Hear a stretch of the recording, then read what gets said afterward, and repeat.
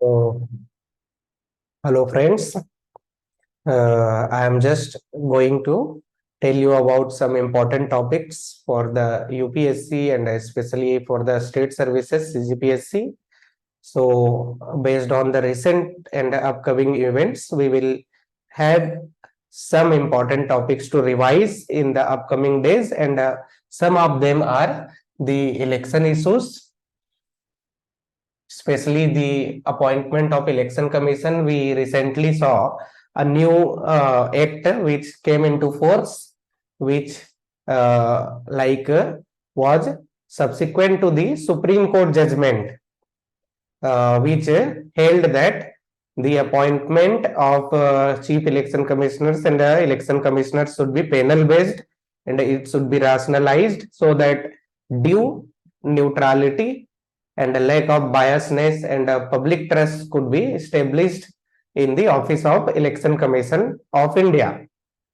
Though, overpowering the Supreme Court judgment, the Parliament of India enacted a law recently, which we can discuss in detail soon, provides that the Election Commission of India, its commissioners, should be appointed by a selection committee and one recommendation committee, select committee. So the final committee panel has to have 3 members only. One is the Prime Minister himself, and then other is the leader of opposition, and in case of lack of majority, the leader of largest opposition party. Along with it, there is a minister of cabinet rank who will be the part of the panel selecting the election commissioners. It is against the ruling of the Supreme Court, or it overpowers, it divulges, it slightly misses the point where Supreme Court has held CJI, the Chief Justice of India, also to be the part of the panel selecting the election commissioners. And the rationale behind selecting the election commissioners and representation of the judiciary along with the leader of opposition and the head of the government, that is the Prime Minister, was to ensure that the election commissioners come and enjoy the trust not only from the government but also from the leader of opposition and from the judiciary, so that there must be more and more public trust which could be established in the office of the election commission. So this is one of the issue which we can discuss. You already know it. Then after that we are going to have upcoming elections, state elections in 5 states, including Chhattisgarh, Rajasthan, Telangana, Mizoram, and Madhya Pradesh. So the model code of conduct has already been in the course after declaration of the dates, and there are 2 phases. The result shall be announced on December 3rd. So with regard to this, we need to know the model code of conduct itself, the basics about the elections, the basics about the democracy, the basics about the voting, along with different technological aspects which has been introduced by the election commission in the upcoming elections. And there has been different types of votings which has been introduced. Then if I can go a bit in detail, we need to know about the voting itself, whether voting is a fundamental right or constitutional right or statutory right. This has been in the question frequently in the state services, as well as UPSC has also asked it earlier. Apart from this, what may be of importance is we need to know about the different electoral offences, corrupt practices in the election. We need to know about the 4-5 basic things which are the function under the Representation of people sector 1950, like electoral roll and all. And then most importantly, the representation of people sector 1951 provides in detail regarding the elections. The adult suffrage, universal suffrage, which we enjoy under Article 326. In fact, all the articles from 324 to 329, 324, which gives plenary of power to the election commission, especially with regard to the election of president, vice president, Lok Sabha and state assembly elections. Then the Representation of People Act provides for this different kinds of offences, electoral offences, and they also have penal provisions, and they are strictly followed. Most of us might know about the section 123. Section 123 has 123, 1, 2, 3, 4, and we can discuss them in detail. Along with that, we can also discuss various judicial pronouncements which serves as the bedrock of democracy in cleansing the electoral system of India. Most of the reforms in India with regard to elections have been through the judiciary side only, since there has been a lack of consensus and spirit on the part of the political parties. We will also discuss with regard to the women reservation bill, which has been introduced and has been passed also as a constitutional amendment bill recently, which provides for 33% reservation in Lok Sabha, not in the Rajya Sabha. It also lacks in terms of its applicability, because there is a need of the census and the delimitation exercise, which possibly will be held later on only, maybe from 29 elections we will see this thing. But what was the rationale for it to be introduced very earlier, as early as into 2023 has to be thought and discussed by the people, and it has been being discussed in different platforms, including social media editors and at different levels. So one of the factors may be for the electoral gain of the ruling party, that is the BJP, but there may be so many benefits, pros and cons by this step, and the reservation bill can be, if it is implemented from 2029, say, then there may be some preparations at the level of internal democracy within the political parties, and then there should not be that panchayat pati syndrome kind of things. So the internal political parties, individual parties can build up leadership. At present, we have around 14-15% representation in the parliament, and at the level of different states, it varies much. For example, in Chhattisgarh, it is about 15%. So going to 33% shows the spirit of different political parties. Yesterday, the BJP announced the second list for the state election in Chhattisgarh, but we see a few female only. So it is not in line with their 33% commitment with which they passed the Constitutional Amendment Act.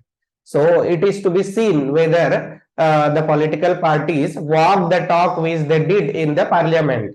Most of the parties, except one or two, RJD and all, voted in favor of the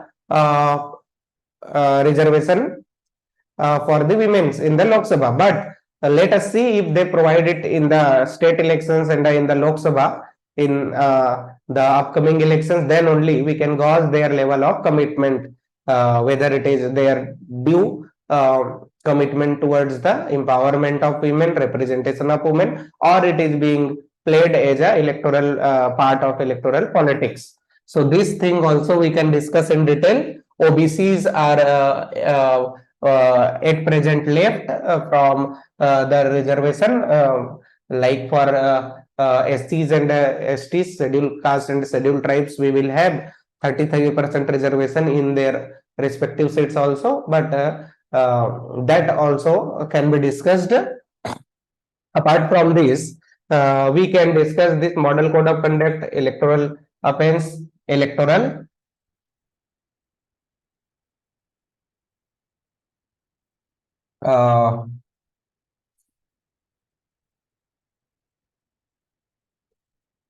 electoral offense, and then we can also discuss linking it with the democratic issues also, like in the democracy, how the role of elections, how the role of voters, political parties, majorities affect the democracy.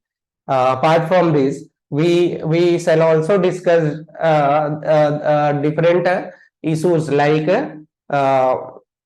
voting trends, patterns, the type of votings which are newly being introduced. Like for the disabled, we have the vote from home facility right now, which has been recently introduced at the level of state assembly elections also, and then VVPAT, EVM, and then the nota compulsory voting, should it be thought considered in India, and who else have the compulsory voting provisions in their country. The aspect of electoral fundings, electoral funding mechanisms, and then the issues involved in it, some of the important procedures which are often asked by the UPSC and the CGPSC, and also with regard to the election, we can discuss the issue of this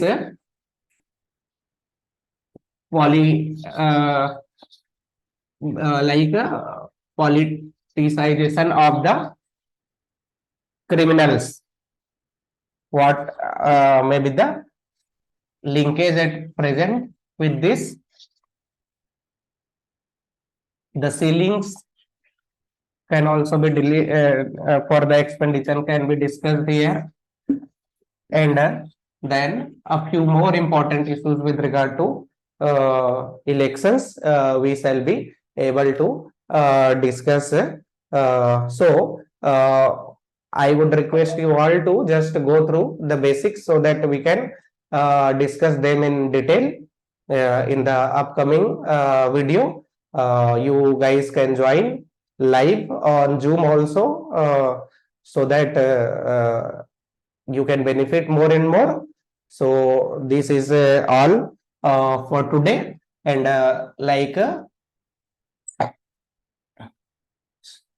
some points I would like to emphasize that you need to see the previous year questions with regard to the elections and democracies in the mains also, not only in the prelims. In mains, frequently the constitutional bodies, their type of functioning, etc., are being asked, and many of the judicial decisions, pronouncements by the Supreme Courts with regard to the elections becomes very much important, like the Lily Thomas judgment. We earlier have ADR judgment, the recent judgment which came holding that filing of the false affidavit under I think section 26 of RPA 51 cannot be hold as a electoral offense, and cannot should not lead to the like disqualification of the candidates. It was the recent Supreme Court judgment. it was the review appeal from the High Court, and it was said that nobody votes on the basis of educational qualification in India. So this is, or to say, based on the academic credentials of the candidates.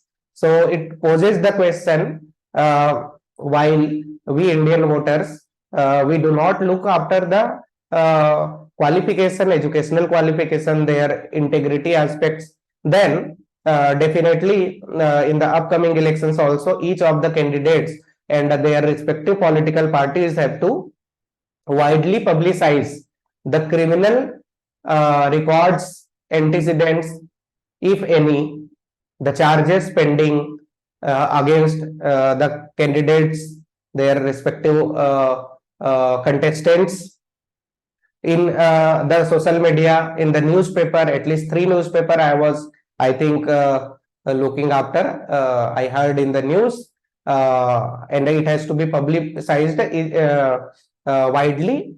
And maybe the Supreme Court or judiciary has also held that there must be explanation from the political parties as to why they gave the ticket to contest to any particular contestant with criminal antecedent or charges pending against them, especially the heinous offences, etc. So these are some of the aspects which we need to keep in the mind, although we will discuss many governance and administrative and issues of administration relating to the public administration, governance and democracy itself in one of our playlist, and in 2 phase. So this was just something which I wrote for myself, so I thought it better to share with you guys. So this is all. Please look these basic aspects so that we can benefit in the upcoming exams. Thank you.